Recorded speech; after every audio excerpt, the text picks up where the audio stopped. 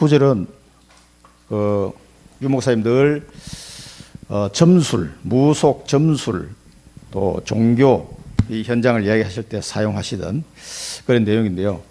이게 오늘 굉장히 중요한 내용들을 많이 나왔습니다. 하나님의 종, 주로 이제 하나님의 종 그러면은 목사님들 보고 주의 종 이렇게 표현을 많이 하는데 바울 서신에 보면 바울 자신이 기록하기 때문에 자기를 낮춰서 주의 종이라고 표현을 하고요. 여기서는 이 기록을 누가가 했거든요. 이 누가가 중직자가 했는데 하나님의 종이 보니까 바울과 함께한 전도자들을 다 합쳐서 하나님의 종이다 이렇게 지금 표현을 하고 있습니다. 그러면 지극히 높은 하나님, 여러분들이 다 이제 하나님이 종이 된 거예요. 하나님의 백성이면서 전도자의 입장에 있을 때는 하나님의 종으로. 그 말은 뭐냐면은 종이라는 거는 자기 뜻이 없잖아요. 그리고 우리가 전도자의 발걸음 걸어갈 때는 오직 성령 인도 받아가는 거예요. 오직 복음만 전하는 거예요. 그래서 종이라는 단어를 쓰죠. 내 생각 가지고, 내 의지 가지고, 내 뜻대로, 내 힘으로 하려고 그러면은 절대 안 됩니다. 그래서 종이라고 표현했는데, 오늘 이 본론에서는 말이죠. 하나님의 종이 알아야 될 거예요. 오늘 본문대로 중요한 세 가지를 오늘 말씀드리고, 그 전에 우리가 서론에서 좀 봐야 될 부분이 이 성경에서는 오직 그리스도, 오직 복음만 이야기하고 있습니다. 왜 그러냐 하면은 여러분 이걸 분명히 아셔야 돼요.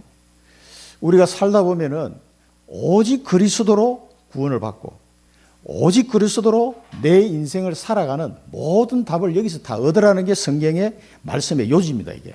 그런데 우리는 오직 그리스도로 답을 찾으려고 하는 그런 체질이 잘 안 돼 있어요. 그래서 오직 돈, 오직 명예, 오직 성공 뭐 이런 것에 많이 우리가 이렇게 흔들립니다, 이게. 그것 때문에. 또 그렇게 해야만 된다라고 학교에서 배우기 때문에 오직 그리스도 하는데 방해가 자꾸 돼요, 이게. 이상하게. 그럼 왜 성경에서는 우리의 눈에 보이지 않는 이 영적인 부분을 계속 강조하느냐? 이유가 있습니다, 이게. 오늘 전체적으로 봐야 될 부분 중에 하나인데요. 우선 왜 오직 그리스도를 합니까? 내가 곧 길이요 진리요 생명이니 나로 말미암지 않고는 아버지께로 올 자가 없다. 하나님을 만나는 유일한 길 되시는 참 선지자. 이 그리스도를 통하지 않고는 하나님을 절대 만날 수가 없어요. 인간의 모든 문제가 하나님 떠나서 생긴 문제거든요, 이게. 하나님과 함께 할 때는 지금 우리가 겪고 있는 이런 문제가 없었어요. 저주와 재앙과 막 고통과 남자들은 그 뭐 가정을 먹여 살리려고 막 이마에 땀이 흘러야 되고 농사를 지었는데 이거 막 가시나무가 나고 이게 사람이 힘들게 이 저주를 받아가지고 땅도 저주를 받아가지고 하나님 떠나서 그래서 그 하나님의 떠난 인간을 다시 하나님 만나려고 그러면 그리스도를 통해서만이 만날 수가 있다. 예수님이 말씀하신 거예요. 그래서 참 선지자로 오신 그리스도를 통하지 않고는 답이 없는 거예요, 인생에. 그리고 염소와 송아지 피로 하지 아니하고 오직 자기 피로 영원한 속죄를 이루사 단번에 성소에 들어가셨느니라. 히브리서 9장에 보면 나오죠. 그래서 우리의 대제사장이 되어가지고 우리의 새로운 새 중보자가 되었느니라. 하나님과 우리 사이에 새 중보자가 되었느니라 해서 자기 피로 우리의 모든 죄를 사하신 참 제사장으로 오신 겁니다. 이 죄 문제를 해결하셨어요. 그리스도가 오셔가지고. 그래서 공자가 그리스도면 공자를 믿어야 돼요. 그러나 예수가 그리스도이기 때문에 예수를 믿는 겁니다, 이게. 그래서 자기 피로 모든 걸 구약시대 때는 이 오실 그리스도를 예표해서 양 잡고 소 잡고 수억 마리의 짐승이 피를 흘렸어요. 누구 때문에? 우리를 살리려고. 그러나 그런 제사 가지고 안 된단 말이에요. 아론 지파로 내려오는 모든 제사장들이 제사를 지냈지만 참 제사장은 아니었어요. 그래서 마지막으로 이 모든 구약의 언약을 성취하신 그리스도가 오셔가지고 자기 몸을 우리를 위하여 화목제물로 드리시고 로마서 3장에도 잘 설명되어 있잖아요. 우리의 대대 제사장이 되어 주셔가지고 우리의 이 지긋지긋한 죄 문제를 깨끗하게 해결해 버렸단 말이에요. 그래서 오직 그리스도로 하여 우리 인생의 답이 나옵니다, 이게. 이걸 빼놓고 자꾸 뭘 답을 찾으려고 그러면요. 그럴듯하게 이게 답인가 했는데 답이 아니야. 이게. 그러니까 평생 살다 고생하다 간다니까. 그래서 그렇게 헛고생하지 말라고 하나님이 답을 주신 거예요. 답을. 그래서 성경은 이걸 계속 강조합니다. 그리고 우리 눈에 보이지 않는 마귀는 원래부터 거짓말쟁이에요. 그래서 죄를 짓는 자는 마귀에게 속하였나니 하나님의 아들이 나타나신 것은 마귀의 일을 멸하라 하십니다. 그래서 이 사단의 권세를 아주 박살을 내버렸죠. 이 사단을 꺾은 그리스도가 오신 거예요. 그래서 이 영적인 오늘 본문에서 봐야 될 이 내용이 이런 영적인 비밀들을 모르면 오늘 본문에 나온 이 내용들을 전혀 이해할 수가 없어요.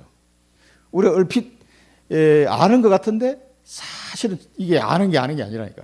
정말 그렇습니다. 우리가 생활하다 보면은 깜빡깜빡하고 놓칠 때가 많아요. 왜? 이 눈에 보이면 쉬운데 전부 다 눈에 안 보이는 거예요, 이게. 그래서 많이 속습니다, 사람들이. 이 사단의 존재. 그래서 하나님의 자녀는 이제는 전에는 사단의 종도로 됐는데 이제는 사단을 꺾는 의의 종이 된 거예요. 하나님의 종이 됐다니까. 이 하나님의 종이라는 권세는 어마어마한 권세입니다. 이 사단을 박살낼 수 있는 권세라니까. 그런데 권세가 있는데 잘 박살을 안 내. 뭐가 아까운지 이 무기를 써서 박살내면 되는데 박살을 잘 안 내더라고. 박살낼 수 있는 방법이 기도잖아요. 오늘 여기 본문에 나온 것처럼 예수 그리스도 이름으로, 이 이름이 보통 이름이 아닙니다. 그래서 이 그리스도 안에는 어떻게 됩니까? 그러므로 그리스도 안에 있는 자에게는 결코 정죄함이 없나니 이는 그리스도 안에 있는 뭐예요? 생명의 성령의 법이, 이제 법적으로 생명의 성령의 법이 죄와 사망의 법에서 너희를 해방하였느니라. 완전 법적으로 끝내버린 거예요. 이 사실을 믿으십니까? 이게요, 실제로 내게 믿어져야 돼요. 생명의 성령의 법. 우리가 그동안에 살은 것 같은데 산 게 아니라니까. 예수 믿기 전에는 완전히 허물과 죄로 죽었던 너희를 그랬어요. 완전 죽은 상태라 이게. 아니, 나 살아있는데? 그거는 시간 문제. 잠깐 왔다 바로 지옥으로 가야 돼요. 생명이 없다니까, 그런 사람은. 그래서 이 땅에 지옥처럼 살다가 지옥 가는 거예요. 이 저주와 재앙을요, 당해보지 않은 사람은 모릅니다. 이게. 저는 당해봤거든요. 얼마나 지독한 건지. 정말 내가 거기서 빠져나오려고 막 발버둥 쳐도 안 돼요, 이게. 아무리 내가 착하게 살고 노력해도 안 되더라고. 예수 믿으면 끝나는 거예요, 이게. 그래서 생명의 성령의 법이 우리를 완전히 해방시켰습니다. 그래서 이런 하나님의 자녀에게는 뭐예요? 육신 싸움이 아니에요. 영적 싸움을 해야 돼요, 영적 싸움. 그런데 지금도 뭐 육신 싸움 하는 사람이 되게 많더라고. 목회자가 되었어도 순간적으로 그 눈에 보이는 거니까 자꾸 육신 싸움 하려고 그래요. 아니에요. 영적 싸움을 해야 됩니다. 우리가 눈에 보이는 그 사람을 미워할 필요가 없다니까. 그 사람 배후에 있는 이 사단의 권세, 더러운 악령들, 이 귀신들의 세력을 꺾어버려야 돼요. 이제 그런 싸움은 안 하고 열받으니까 뚜껑 열리면 그냥 육신 싸움을 하려고 그래요. 나도 모르게. 그 어쩔 수 없어요, 인간은. 그런데 우리는 그걸 조심해야 됩니다. 이제는 하나님의 자녀는 다른 게 필요 없어요. 전신갑주를 입고, 에베소서에 보면 나오잖아요. 의의 허리띠, 진리의 허리띠 빼고 의의 흉배를 달고 평안의 복음의 신발을 신고 구원의 투구, 믿음의 방패, 성령의 검을 들고 영적 싸움 해라. 그 전신갑주를 입어라. 이게 돼요. 그래서 이거를 이제 우리가 말씀으로 훈련받으면서 이렇게 준비가 되는 거죠. 하나씩. 그래서 영적 싸움 하라고 우리에게 이 축복을 주신 겁니다. 그래서 오늘 본문 보기 전에 이 비밀을 아셔야 돼요. 그래서 그 바울 서신에 보면은 디모데 후서에 보면 뭐랍니까? 영적 병사로 불렀다. 영적 병사. 너희를 영적 병사로 불렀다. 그 디모데에게 보낸 편지에 나와 있죠. 그래서 이 영적 병사로 부름을 받은 사람은 자기 생활에 얽매이지 않는다. 왜? 그 군사로 부른 사람이 월급도 주고 옷도 주고 먹을 거 주고 다 줘요. 저도 군대 가니까 다 주더라고. 용돈까지. 그래서 그 입대할 때 입고 갔던 사복 있잖아요. 다 벗어. 팬티까지 다 벗고 국방부에서 주는 옷을 팬티부터 다 갈아입어야 돼. 갈아입고 사복은 딱 정리를 해가지고 집으로 붙여. 우리 어머니 그거 받아보시고 또 울고 막 아들 옷이 이제 왔으니까 막 보고 싶어가지고 막 울고. 그러니까 국방부에서 다 주더라고 이게. 그리고 월급도 나오고, 와, 적금도 들어주고, 강제로 들었지만 얼마나 좋은지. 제대할 때 되니까 그 적금 탄 돈이 꽤 쏠쏠하더라고 이게. 퇴직금도 줘요. 장교로 갔으니까. 그래서 이 영적 병사를 부른 사람은 자기 생활에 얽매이지 않는다. 우리가 영적 싸움을 할 때 이 비밀을 가지고 영적 싸움을 해야 됩니다. 경계하는 자. 이 경계하는 자는 법대로 해야 면류관을 받을 수 있다. 이 뭡니까? 생명의 성령의 법대로 하시면 돼요. 성령 인도 따라 가시면 돼요. 이 경계하는 자는 법대로 안 하면은, 이 달리기하는 선수가 이렇게 코너로 돌아가야지 일칠러 가면 되겠습니까? 그 반칙이잖아요. 그 반칙해가지고는 안 된단 말이에요. 경계하는 자는 법대로 해라. 그 법대로 보면 생명의 성령의 법대로 하시면 됩니다. 그렇게 하지 않으면 안 된다. 그래서 농부, 우리를 농부로 부르는데 농부는 수고하는 농부. 수고해야 됩니다. 수고. 농부는 수고. 그래서 디모데에게 편지 보낸 거예요. 디모데후서 2장 3절 6절. 뭐 성경 구절은 다 주보 있으니까 참고하시고요. 그래서 우리가 본론으로 봐야 될 게 뭐냐면은 하나님의 종은 꼭 알아야 될 겁니다. 알아야 될 거. 이거를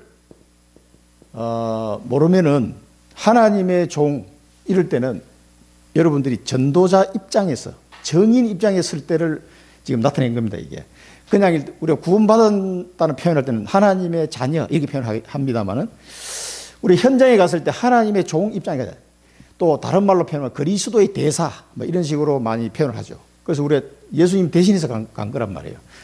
그러면 주님이 시키는 대로 해야 되는데 그러려면은 영적 사실을 잘 볼 수 있어야 돼요. 이 영적 사실을 못 보면은 가서 엉뚱한 짓을 하게 돼요. 엉뚱한 말을 자꾸 하게 됩니다. 답이 복음인데 복음 말고 막 다른 얘기를 막 해. 그럼 이 사람이 답을 얻을 수 있으면 답을 못 얻을 수가 없어요. 이 사람은 너무 갈급하고 답답한데 가서 엉뚱한 얘기하면 안 된단 말이에요. 영적 사실을 알아야 됩니다. 여기 딱 갔는데 누구를 만났어요? 귀신 들린 여종을 만났어요. 점치는 귀신 들린 여종. 그러니까 이 귀신 들려가지고 이게 귀신 들렸다는 게 보면 표시가 나요. 이 심하게 걸리면은 막 눈이 시뻘겋고 그 저를 찾아오신 아주머니 있었다니까 옛날에 한 20년 전에 여기 청주 이사 온 지 얼마 안 됐는데 어느 교회 뭐 집사님이라고 그러는데 자기 딸이 막 갑자기 돌아버린 거예요. 그 대학생인데 멀쩡하게 잘 학교 다니는데 남편은 없고 딸 하나 키우는데 대학교 4학년인데 갑자기 돌아버린 거예요. 그런데 무서워서 자기 집에 못 돌아가겠다. 자기 딸이 무서워가지고 눈이 막 시뻘개가 난리를 치니까 도와주세요 하고 어떤 분이 데리고 왔어. 우리 구역 그 집사님이. 그럼 나도 그런 사고를 처음 당해가지고 야 이거 어떻게 해야 되지? 그래가지고 예수님을 영접해야 됩니다. 그래가지고 일단 복음을 설명하고 그 아주머니가 예수님을 영접을 다시 했어요. 그래서 좀 괜찮은 마음이 좀 안정이 됩니까 하니까 좀 괜찮은데 근데 집에 가려고 그러니까 또 무서워. 딸이 무서운 거예요 이게. 그 어떤 상황이 됩니까? 딸 눈이 막 시뻘게 돼가지고 난동을 부리고 있는데 감당이 안 된다 자기 혼자. 그래서 경찰을 부르기도 그렇고 이게 막 애매한 거예요. 그래 그 할머니 집사님이 그분을 데리고 집에 가셨어요. 제가 가지는 못하고 그 뒤에 어떻게 된지 소식을 못 들었는데 갑자기 그래요. 갑자기 이게요. 이 빌보 지역만 있는 일이 아닙니다. 이게 청주도요. 바글바글합니다. 이런 사람들이. 이분 말고도 제가 또 한 분 봤어요. 그러니까 이 귀신 들려가지고 완전히 이게 제정신이 아닌 거예요. 이런 상태가 전 세계에 다 이렇다는 얘기예요. 그러니까 이것을 야 큰일 났구나 막 정신병이라 우리 한빛교회 있을 때도 그 남자 청년 완전히 난동을 부려요. 교회 왔는데 난동 부려요. 그죠? 여자 청년. 그래가지고 이 청주 의료원에 예배 드리러 왔다가 완전히 교회가 막 난리가 난 거예요. 한 사람 뒤집어지니까 난리가. 그래가지고 이 경찰 부르고 해가지고 그 경찰도 이렇게 손을 잘 못 대더라고요. 잘못하면은 또 이게 뭐 인권 침해 뭐 이래가지고 겨우겨우 달래가지고 그래서 저하고 그때 제가 장로로 있었으니까 저하고 제가 손 붙잡고 기도하고 살살 달려서 그 119에 차에 태우는데 정말 혼났어요. 뭐 예배고 뭐고 잠시 일단 스톱됐어요. 그래가지고 119에 간신히 태워서 청주 어려운에 보냈거든요. 그래 그 집에 딸이 그랬는데 여자 청년인데 참 너무 안타깝더라고요. 그러니까 그런 사람들을 붙잡고요. 이 영적 사실을 알면은요. 계속 복음만 얘기해 주면 됩니다. 별 이야기 해줄 것도 없어요. 우리 자폐아들도 마찬가지예요. 막 그렇게 난동 피우는 아이들이 계속 복음만 얘기하잖아요. 어느 날 딱 조용해져요. 신기하더라고요. 그리고 우리 자폐 캠프도 1차 때는 속리산 여기서 했는데 난리 나겠네, 난리. 이 식판 있잖아요. 식판이 막 절로 날아다니고. 이거 뭐 식사하는 게 아니야. 그래가지고 윤성재 목사님 사모님 눈 찔리고 눈 실명할 뻔했어요. 밥 먹다 먹고 젓가락을 확 찔러버리니까 팍 피했는데 이게 딱 지나간 거죠. 그 다행히 이제 이게 윤성재 목사님 아직도 그 얘기하셔요. 야, 내 마누라니까 막 그렇게 넘어갔지. 딴 분이 혹시 왔다가 그래 당했으면 이거 어떡할 뻔했네. 자기가 책임자니까 아찔하다면서. 그럼 식판 날리고 이런 애들이 지금 20년 지났잖아요. 지금은 조용하게 예배드립니다. 유 목사님 딱 한 번 오시잖아요. 애들이 막 와 하고 환호 지르고 난리예요. 그래 유 목사님도 와서 깜짝 놀라시더라고요. 야, 애들 우리 일반 랩런트하고 똑같다는 거지. 딱 예배 말씀 선포하는데 조용해지는 거예요. 그 수십 명 아이들 앉아 있는데 자폐 아이들이 그만큼 20년 동안 변한 거예요. 그래서 저는 그런 현장들을 보면서 야, 이 현장이 정말 빈 곳, 2, 3, 7 빈 곳이에요. 이런 사람들을 도와줘야 되는데 뭐 이 정도로 이제 뭐 완전히 귀신에게 장악된 사람은 또 이런 사람이 있고 점도 치고 뭐 이런. 그렇지 않은데 비스무리해가지고 병원에 가기도 애매하고 안 가기도 병원에 가야 되는데 안 가고 내가 왜 병원에 가냐 이러고 안 간 사람이 있어요. 이 사람이 더 문제예요. 그래서 제가 4년 전에 영접했던 그 아저씨가 그 조현병 있는 분인데 그 가족이 다 영접했어요. 근데 결국 그 집 딸이 아마 여기 우리 현주보다 나이가 좀 어린가 그런데 요 복명동 요 살아요. 그래서 제가 카톡으로 계속 이제 보내주고 있는데 그 딸도 좀 이게 약간 이 문제가 좀 와 있는 상태거든요. 그러니까 아빠가 어떻게 됐냐 할 때 아빠가 계단에서 굴러가지고 이거 뼈를 뭐 허리를 많이 다쳐가지고 병원에 입원했다 그러더라고. 야, 그 소리 들으니까 야, 그 아저씨가 저보다 한 살 많았어요. 근데 그 아저씨 때문에 가족이 다 힘든 거예요. 30년을 그렇게 사는 거예요. 그 부인을 어떻게 했어요? 그 부인 집사님은 죽을 노리지. 병원에 가라면 병원에도 안 가고 약도 안 먹고 버티니까 힘든 거예요. 가족들이 힘든 거예요. 보통 일이 아닙니다. 근데 이 사람은 귀신이 완전 들려가지고 뭐에 점을 쳤어요. 점으로 그 주인들에게 큰 이익을 주는 큰 이익. 그래 아마 큰 이익을 줬다는 걸 봐서는 점괘가 아주 신통한 그 점쟁이였던 것 같아. 그러니까 아주 악한 귀신이 들러붙은 거지. 그러니까 큰 이익을 주는 사람들. 이 점술 문화를요, 이 보는 눈이 있어야 됩니다. 이 점술 문화를 통해서 사단은 세상을 지배하고 있습니다. 이게 지금 여기서 오는 영적 문제 얼마나 심각한지. 그 유목사님도 그 점쟁이 집에 복음 전하러 가보고는 그 부산에 아주 유명한 점쟁이 그 집들이 쫙 있는 그 촌이 있거든요. 거기에 가보고서는 이 부분을 발견한 거예요. 본인은 그걸 직접 본 적이 없는데 전도하러 갔다 보니까 모든 점쟁이 집마다 그 자녀들이 다 병으로 누워 있는 거예요. 한 집도 빠짐없이 모든 몹쓸병에 시달리고 있습니다. 그러니까 악한 귀신이 이 사람을 붙잡고 계속 점이나 치고 해서 먹고 살게 하면서 그 집을 완전히 처절하게 망하게 만드는 거예요. 이 귀신은 사람을 복되게 하는 존재가 아닙니다. 아주 사람을 멸망시키는 존재거든요. 그러니까 이것을 하나님의 종은 이걸 알아야 돼요. 알고 현장에 가야 됩니다. 지금 이게 뭐 경중의 차이는 있을지 몰라도 다 이런 상태거든요. 다 이런 처참한 상태입니다. 그래서 에베소서 2장 2절에 이 부분을 이야기하는 겁니다. 지금 저기 빌립보에서 계속 진행되고 있는데 에베소서 2장 2절 그때에 너희는 그 가운데서 행하여 이 세상 풍조를 따르고 공중의 권세 잡은 자를 따랐으니 곧 지금 불순종의 아들들 가운데서 역사하는 영이라. 그래서 이 영적인 사실을 못 보면은요 진단을 엉뚱하게 내릴 수가 있어요. 그 정신병원에 가서 약 먹는다고 해결되는 건 절대 아닙니다. 그거는 잠시 깔아앉게 하는 것밖에 안 돼요. 그 사람 완전 죽이는 거예요, 이게. 약도 죽이는 거고, 이 영적인 것도 죽이는 거예요. 그러면서 이 귀신이 장악한 이 현장을 이해하시라 이겁니다. 그러면서 여기 이제 바울과 우리를 있어요. 바울과 우리를. 여기 보면은 바울과 우리를. 우리 기록한 사람 누구면 누가가 기록했잖아요. 그러니까 누가, 실라, 디모데 같이 갔거든요. 그래서 바울과 우리를 보고 하나님의 종이라고 표현한 겁니다. 그런데 이 여자가 계속 따라오면서 이 귀신 들린 여자가 하나님의 종이라고 얘기를 하긴 하는데 이게 예쁜 말로 하나님의 종입니다 이렇게 얘기한 게 아니에요. 크게 소리 질러. 그래 막 악을 쓰면서. 왜? 귀신은 싫거든. 복음 전하는 게 싫으니까 막 악을 지르면서 하나님의 종이라고 얘기하는 거예요. 그 소리가 크게 소리 질러. 대충 감이 오죠. 그러니까 바울이 막 괴로운 거예요. 이게 맨날 뒤에 따라와가지고 막 하나님의 종. 이게 좋은 소리로 얘기하는 거예요. 근데 귀신을 알긴 알아. 이 사람들이 누군지. 그런데 싫어.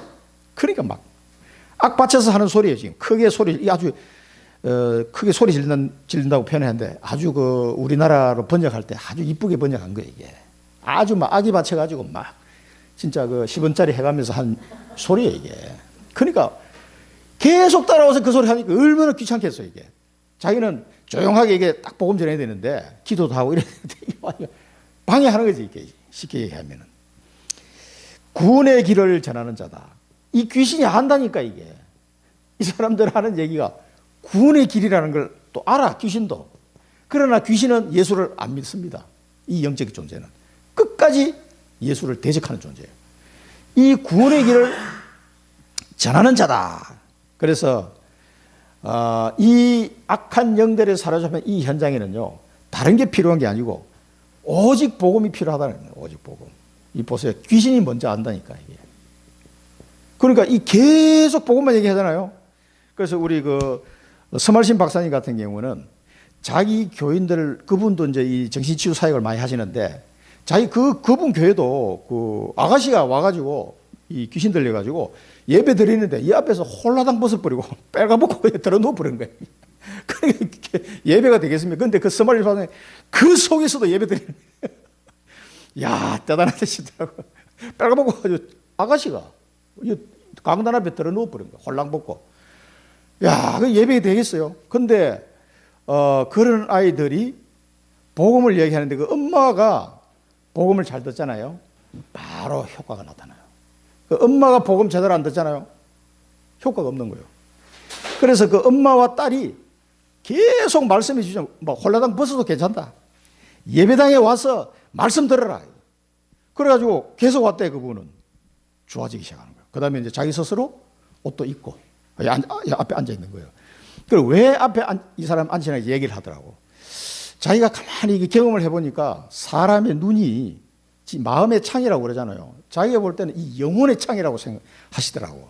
그래서 눈을 쫙 앞에 있으니까 바로 볼 거 아닙니까? 이렇게. 그게 목사님이 성령이 충만해 그 사람의 눈을 보잖아요. 눈을 보면서 복음을 팍 전하는 거예요. 그런데요, 그게 아주 효과가 있다 그러시더라고. 그래가지고 그 유목사님 집회할 때는 그 특히 자기 교회 이제 정신적으로 좀 힘든 분들은 새벽같이 와가지고 그 옛날에는 순서대로 들어가니까 자리 잡으려고 그 덕평에 맨 앞자리 유목사님하고 눈을 마주칠 수 있는 그 자리에 그 사람 앉히려고 막 새벽같이 온대.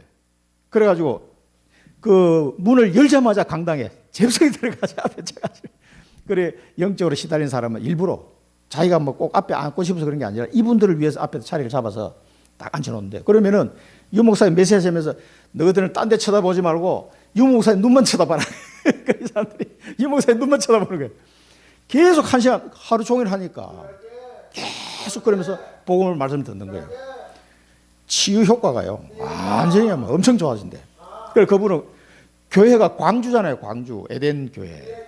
광주에서 이 덕평까지 올라면 얼마나 일찍 와야 되겠어요. 근데도 그 사람들을 위해서 그래가지고 이 덕평에 있는 사람들이 미리 전화해가지고 제발 좀 자리 5개만 잡아놔라 그러고 막 그랬던 분이에요. 그런 얘기를 가만히 들어보면은 일리가 있다. 이 눈을 보면서 복음을 해요. 그래서 초신자들 처음 왔을 때 막 힘들어하고 갈급하신 분들 눈을 제가 많이 봅니다. 이렇게 눈을 보면서 복음을 전해요. 그게 저는 일리가 있는 말이라고 생각해요. 그래서 이 앞에 앉는 이유가 잘 보셔야 됩니다. 이게 영적인 전달이 확실히 되는 것 같아요. 그래서 이 현장에는 오직 복음이 필요한 겁니다. 하나님의 종이라고 그러고 구원의 길이라고 이 귀신도 알아. 우리가 이 전도자를 보면요. 그러니까 똑똑하다는 사람들이 몰라서 그렇지 귀신도 안다니까. 이런 원리를 여러분 알고 가야 된다. 우리 현장에 다른 게 필요한 게 아니다. 그래서 예수님이 하신 말씀을 잠깐 보면요. 마태복음 11장 28절에 수고하고 무거운 짐진 자들아 다 내게로 오라. 내가 너희를 쉬게 하리라. 나는 마음이 온유하고 겸손하니 나의 명예를 메고 내게 배우라. 그리하면 너희 마음이 쉼을 얻으리니. 내게 배우라고 하잖아요. 말씀을 듣고 복음에 각인해라 이 말입니다. 그 복음이 각인되면 될수록 여러분 마음이 평안하게 쉼을 얻게 될 겁니다. 어떤 문제가 와도 평안해지는. 그리고 배우라고 하신 거예요. 이는 내 멍에는 쉽고 내 짐은 가벼움이라. 이 예수님이 주시는 멍에와 짐은 예수님이 주시는 사명입니다. 사명. 천명. 그거는 쉽고 가볍다는 거죠. 그렇게 하면은 복음으로 각인되고 주님이 내게 주신 사명을 깨닫고 그래 되면 이 수고하고 무거운 짐이 다 내려놓고 참된 평안을 얻을 수 있다 그 말씀이에요. 그래서 이 현장을 알면은 우리가 주님이 내게 원하시는 이 부분들을 사명을 가지고 갈 수밖에 없어요. 내가 당해봤기 때문에. 요한복음 5장 24절에 뭐랬습니까? 내가 진실로 진실로 너희에게 이르노니 내 말을 듣고 또 나 보내신 이를 믿는 자는 영생을 얻었고 심판에 이르지 아니하나니 사망에서 생명으로 옮겼느니라. 이 축복이 지금 이 귀신 들린 자들에게 이게 임하지 않으면 다른 방법이 없어요. 다른 것으로 이 귀신 들린 여종을 살릴 수가 없다 이 말이에요. 그래서 바울이 심히 괴로워하면서 뭐라고 그랬습니까? 그 귀신에게 이르되, 아니 그 여종에게 이르되 이렇게 해야 되잖아요. 근데 누가가 기록하기를 그 귀신에게 이르되 이렇게 얘기했어요. 그 사람을 본 게 아니고 그 사람의 배후에서 역사하는 더러운 귀신을 본 거지. 이 누가가 제대로 본 거란 말이에요. 그 귀신에게 이르되, 이 귀신에게 명령을 했습니다. 예수 그리스도 이름으로 내가 네게 명하노니 나오라. 그러니까 귀신이 즉시 나오니라 하죠. 즉시. 이 귀신에게 뭐래요? 예수 그리스도 이름으로 내가 네게 명하노니 나오라 그랬습니다. 이게 답입니다. 그래서 우리 영적 싸움 할 때 우리가 이 사단을 꺾는 권세를 줬다 그랬잖아요. 영적 싸움 할 때 항상 예수 그리스도 이름으로 명하노니 이 더럽고 악한 귀신은 떠나갈지어다. 이렇게 하면 떠나갑니까? 안 떠나갑니까? 떠나갑니다. 내 눈에는 보이지 않지만 이 흑암의 권세가 떠나간다니까. 결박이 돼요. 그래서 제가 옛날에 이게 해외 출장 다닐 때 특히 일본에 이제 많이 다녔거든요. 그 일본에 동경에 가면 그 동경 중심에 딱 그 호텔 잡아놓거든요. 그럼 거기 가가지고 저녁에 잠자기 전에 꼭 이 기도합니다. 이 동경의 역사는 모든 더러운 귀신들, 그 얼마나 우상이 많습니까? 그 호텔 옆에도 보면 그 비싼 땅에 큰 신사가 있어요. 나무도 막 엄청 크고 오래된 신사들. 그 보면 이렇게 보여. 늘 우리 가는 그 호텔이 있었거든요. 그래 막 거기서 이제 1분 기도. 이 더럽고 악한 귀신들, 동경신의 역사는 모든 흑암 권세는 예수 그리스도 이름으로 명하니 결박을 받을지어다. 그리고 자요. 쉽습니까? 어렵습니까? 1분만 하면 되는데. 이게 우리의 주신 권세라니까. 그러면은 그 동경에 있는 모든 더러운 귀신들이 벌벌 떤다니까. 나 한 사람 때문에. 그 비밀을 아셔야 돼요. 이 영적 사실을 알고 가면 되게 재밌습니다, 이게. 내 육신의 눈에는 보이지 않지만 나사렛 예수 그리스도 이름이 얼마나 어마어마한 이름인지 청주의 수많은 더러운 귀신들이 이 예수 그리스도 이름으로 명할 때 벌벌 떠는 거예요. 그래서 제가 밤마다 기도하는 게 여러분 명단 놓고 기도하지만 맨 기도 시작할 때 이거부터 합니다. 청주, 진천, 정평, 세종 이 지역의 역사는 더럽고 악한 귀신들은 나사렛 예수 그리스도 이름으로 결박받고 떠나갈지어다. 이렇게. 나중에는 너무 막 열받아가지고 이 지구에서 떠나가라 이렇게 막 기도하게 됐어요. 김대현 목사님은 여자의 후손으로 오신 예수 그리스도 이름으로 해보라 그러시더라고.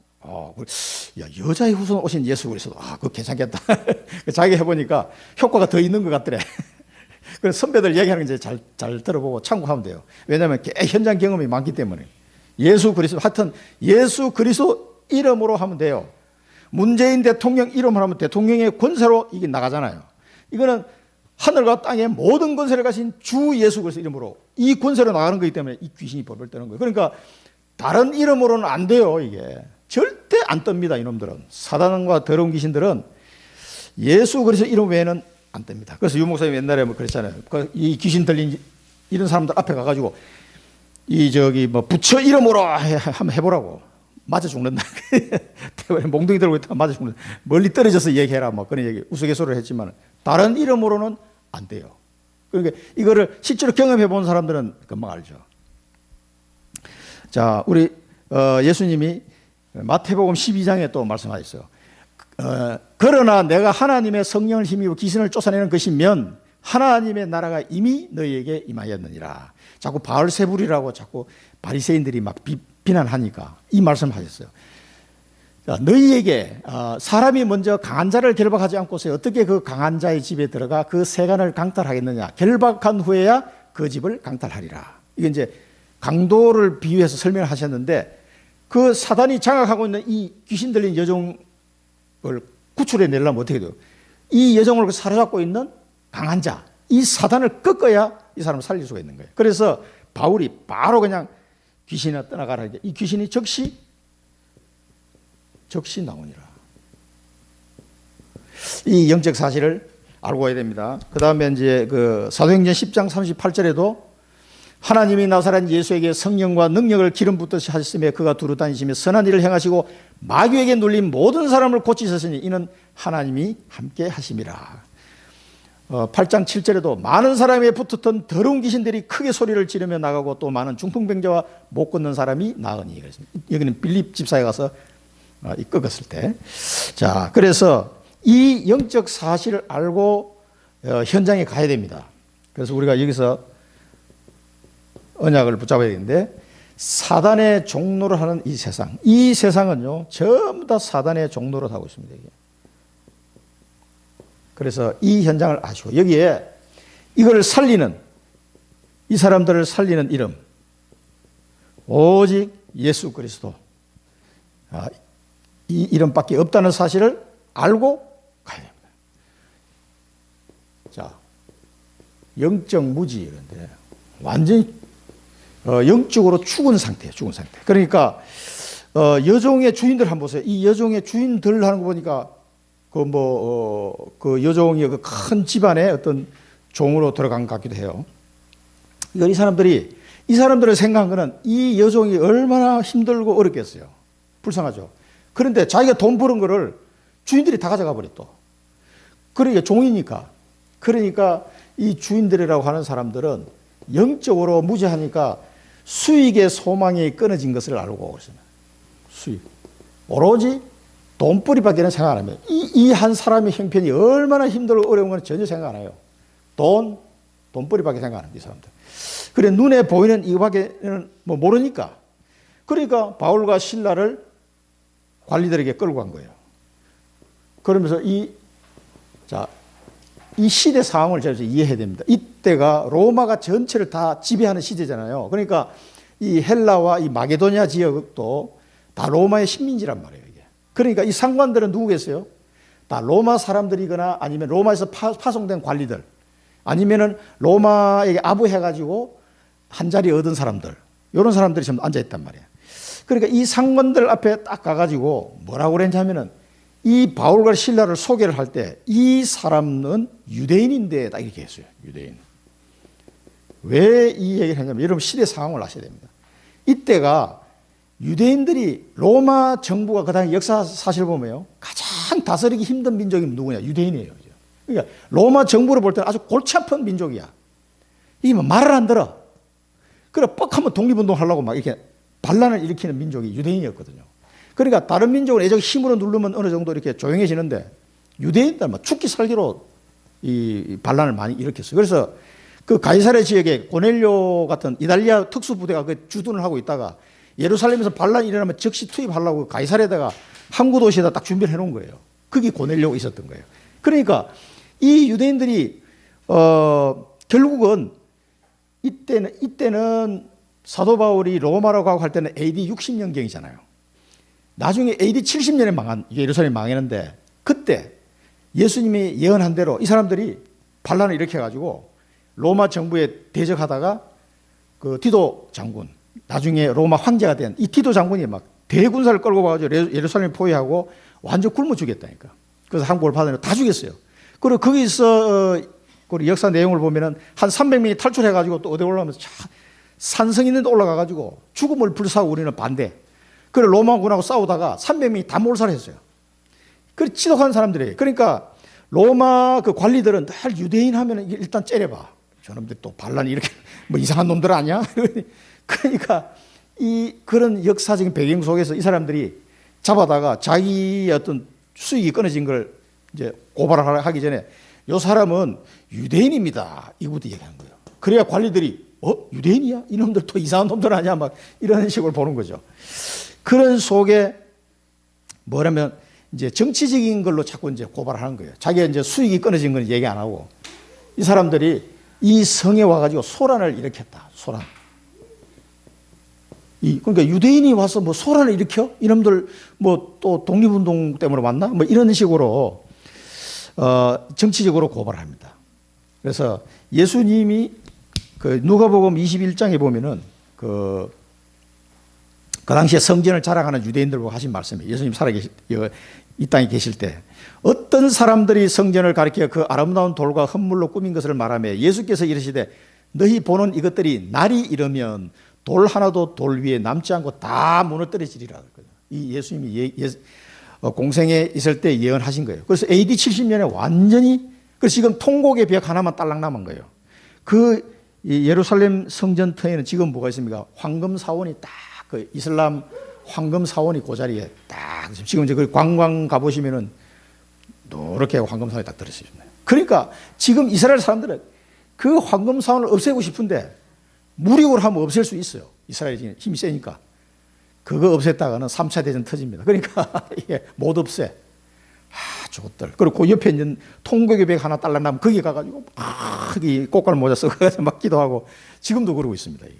이게 얼마나 이 유대인들이 자기 민족에 대한 자부심이 워낙 강하다 보니까 이 이방인들한테 우리가 하나님의 백성이 당해가지고 이렇게 살 수가 있냐 말이야. 그래 늘 틈만 나면 로마에 이제 그 반란을 일으키는 거. 하나님은 뭐예요?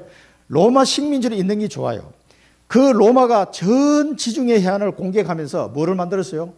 도로를 다 깔았어요. 모든 길은 로마로 통한다. 그 마차를 몰고 가야 되니까 돌을 땅에다 박아가지고 쫙 돌을 담았어요. 마차가 통과할 수 있게끔. 그 옛날에는 꼬불꼬불 이런 길인데 로마가 이 공격하다 보니까 자기들이 필요해서 도로를 다 까는 거예요. 그런데 그 도로를 누가 이용해요? 사도 바울이 이용한 거예요. 사도 바울이 로마 복음화를 하기 위해서 그 도로를 따라서 다 간 겁니다. 이게 참 하나님 방법이면 신기하죠. 로마는 그래서 하나님이 로마가 또 이렇게 잘 살도록 허락하신 거예요. 유대인은 선교도 안 하고 계속 엉뚱한 짓 하고 앉았으니까 성전 완전 무너뜨려 버리고 그 도로 로마가 다 깔아놓은 걸 이제 바울은 편안하게 그 도로로 가는 거죠. 안 그러면 그 힘들어서 바울이 20년 만에 그렇게 다닐 수가 없어요. 언어 통일됐지, 도로가 쫙 깔렸지, 얼마나 선교하기 좋습니까? 지금은 인터넷 이 사이버 도로 깔려가지고 줌으로 다 할 수 있으니까 얼마나 좋은지 모르겠어요. 이게 하나님 방법이에요. 그러나 코로나 시대에 와도 우리는 다 복음 전하고 예배드리고 하잖아요. 카카오 누가 발명했는지 몰라도 하여튼 우리는 잘 쓰고 있습니다. 줌도 뭐 중국 사람이 만들었던데 우리 금요일 날도 우리 사랑부 전공의 수련회 했어요. 저도 참석했고 거기 뭐 몇십 명 참석해도 전국에서 또 미국에서도 들어온 사람도 있고 뭐 그렇게 해서 다 또 만나고 그래 이 사이버 도로도 하나님이 세계복음화에서 만드신 거다 생각이 듭니다. 이 사람들이 소란을 피웠다 얘기하면서 그러면서 로마 사람인 우리 이 고발한 사람들이 로마 사람입니까? 헬라 사람입니까? 헬라 사람이잖아요. 그런데도 로마 사람인 우리가 그리고 이제 자기도 로마 식민지니까 자기도 로마 백성이다 이거지. 아주 아첨을 하는 말을 합니다. 그러면서 받지도 못하고 행하지도 못할 풍속을 전한다. 딱 이야기합니다. 그러니까 이 사람들은 이 복음의 풍속을 이해할 수가 없죠. 그렇게 하면서 이 사람들을 이제 정치적으로 끌고 와서 고발을 하는 거죠.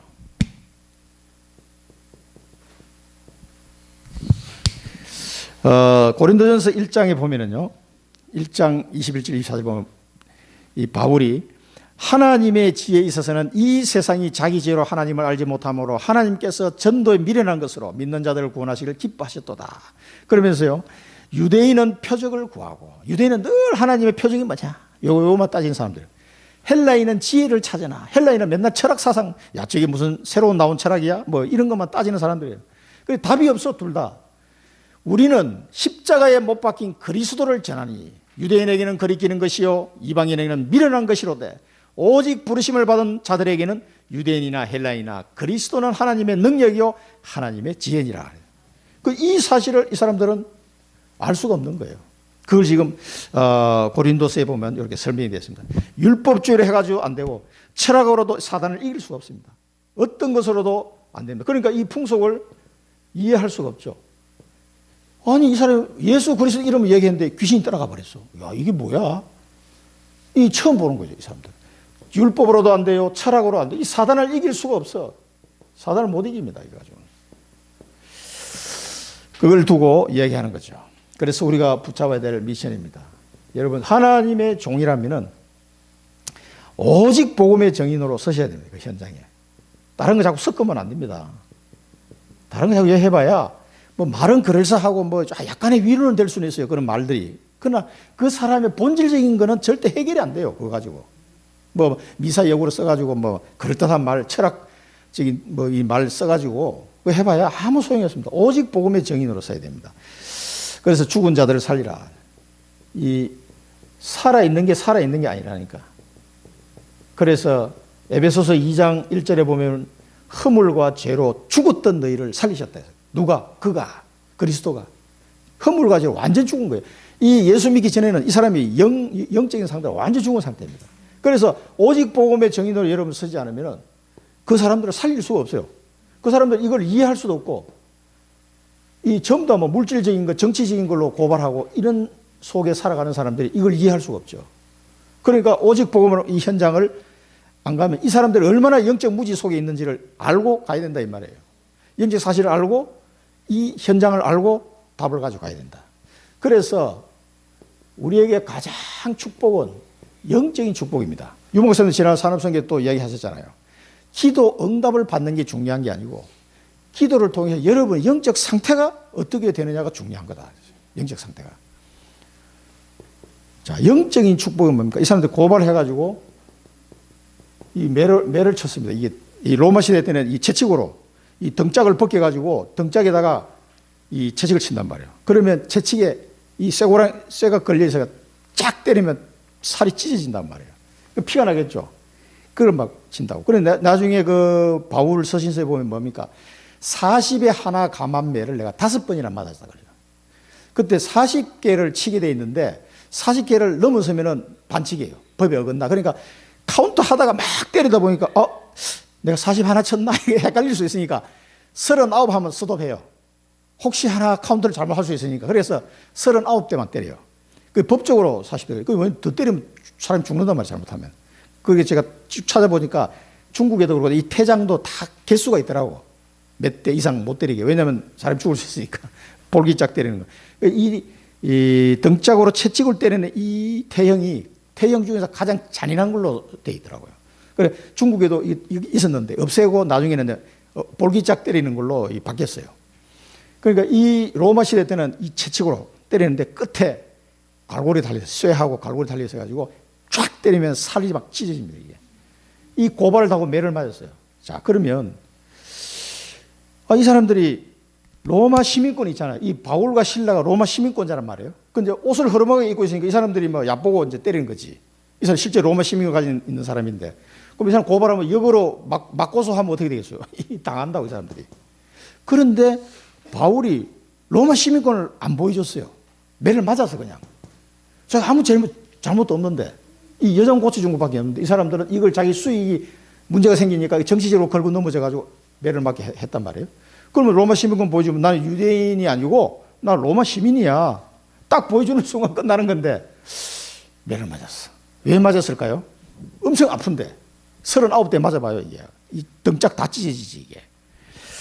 그런데 이 사람이 왜 매를 맞았을까? 답이 사도행전 5장 41절에 있습니다. 사도들은 그 이름을 위하여 능력받는 일에 합당한 자로 여기심을 기뻐하면서 공의 앞을 떠나니라. 복음 전하다가 예수가 그리스도라고 복음 전하다가 붙잡혀가지고 능력을 당한 거예요. 이런 바울도 똑같은 심령이 있을 거예요. 그래서 바울이 이 귀신 들린 여종에게 복음을 전하고 예수 그리스도 이름 이 사람 살려줬잖아요. 나 복음 전해서 사람 살려줬는데 지금 매를 맞게 된 거예요. 아니 하나님 나 복음 전했는데 왜 이렇게 두들겨 맞고 또 감옥에 갇혔어요. 깊은 감옥에 둬요. 깊은 감옥. 이 로마 감옥은 엄습하고 아주 그 지하에 이런 굉장히 사람의 건강을 해칠 수 있는 이런 자리죠. 그러니까 이 깊은 감옥에 갇혀가가지고도 시민권을 안 보여줘요. 끝까지. 이 사람은 뭐냐면은 하나님의 계획만 바라보는 지금 하나님께 이 로마 시민권을 보여주는 인본주의라고 생각한 거예요. 분명히 하나님이 나를 매를 맞고 감옥에 가는 내가 아무 잘못도 없이 감옥에 갔을 때는 다른 하나님의 계획이 있다는 거예요. 그걸 바울은 생각한 겁니다. 드로아의 밤에서 그렇게 몸부림치다가 하나님이 마게도냐를 가게 하셨는데 온 게 빌립보잖아요. 여기서 루디아를 만나고 그 가족들이 다 구원하는 축복을 봤어. 하나님이 이런 계획이 있구나.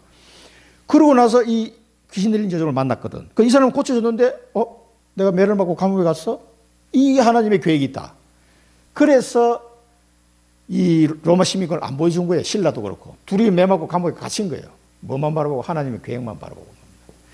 그래서 이 사람들이 뭐냐, 왜 제가 이렇게 생각하냐면은 한밤중에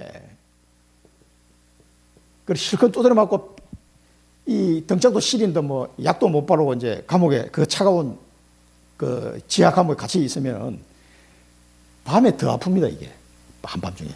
이 한밤중에 이 사람들 뭐 했어요? 기도했어요. 기도하고 하나님을 찬송해서 찬송. 야, 이걸 보고 제가 그렇게 생각이 들었습니다. 이 사람들이 바울과 실라가 왜 로마 시민권을 안 보여줬을까? 이걸 보고 알았어요. 얼마나 아프겠어, 솔직히. 그럼 우리 성도님 저걸 봤을 때, 목사님 많이 안 아픕니까? 이렇게 얘기해야 되잖아요. 감옥에 갇혀가지고. 좀 쉬셔야 되는데 큰일 났네. 이렇게 이게 정상인데 이 사람들은 뭐예요? 둘이서 합심 기도하고 여호와 하나님을 찬송한 거예요. 할렐루야 하고 찬송한 거예요. 이상한 일이 벌어진 거예요, 이 사람들이. 그러니까 그러면서 그 감옥에 있는 모든 죄수들이 다 들었더라 그랬어요. 왜 이 사람들이 기도하고 찬송한지 아십니까? 이 감옥에 왔어도 하나님이 예배해 놓은 전도의 문을 기다리는 거예요, 지금.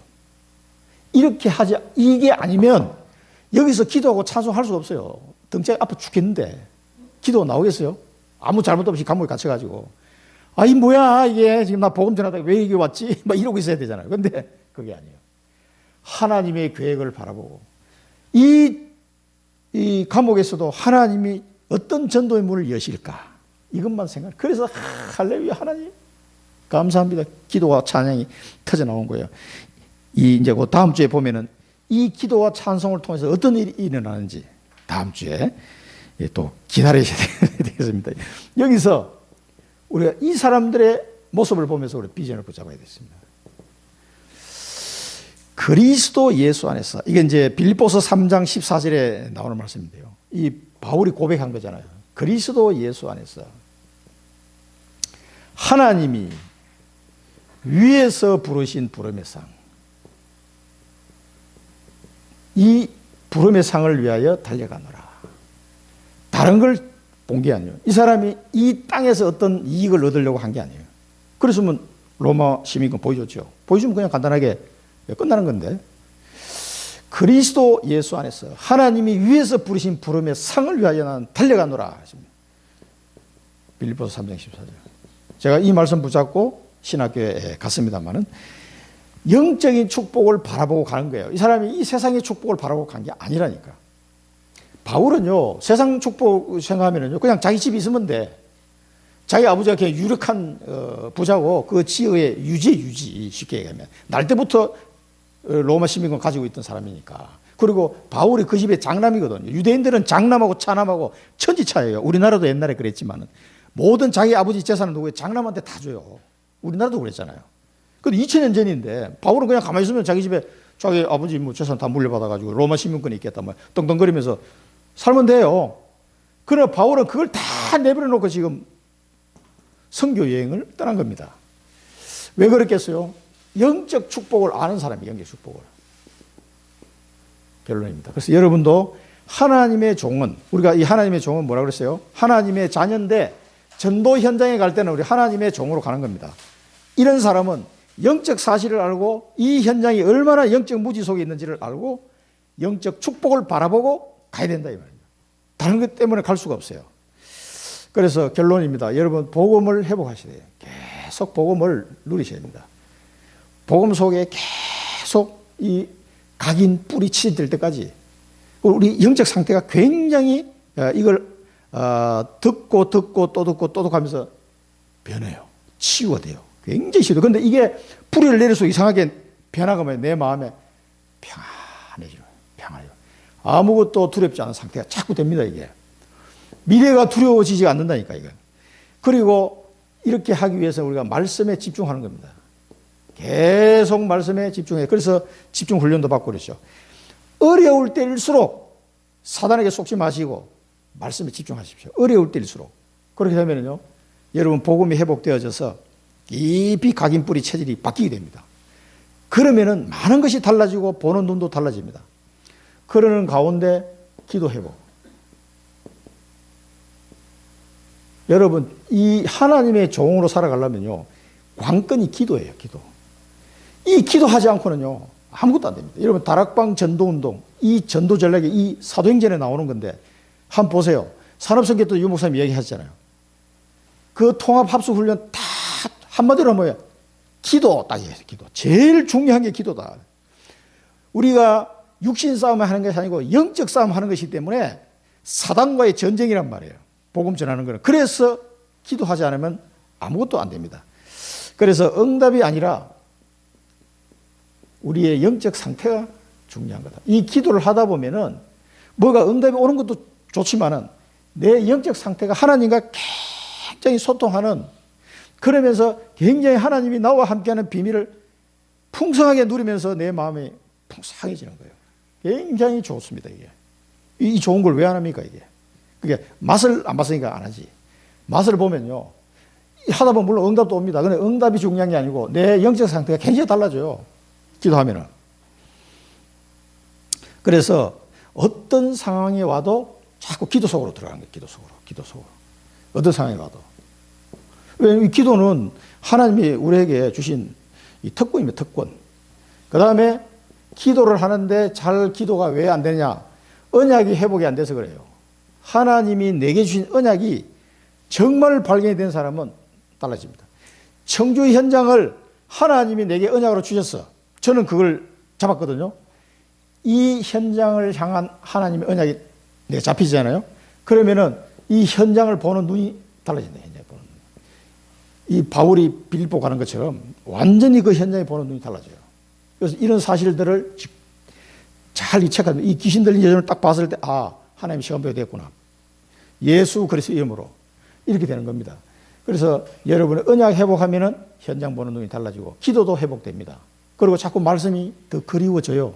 여기 연결되어 있습니다. 이게 따로 더 떨어진 게 아니고 이런 부분들을 회복해서 하나님의 종으로 살아가는 여러분 되시기 바랍니다.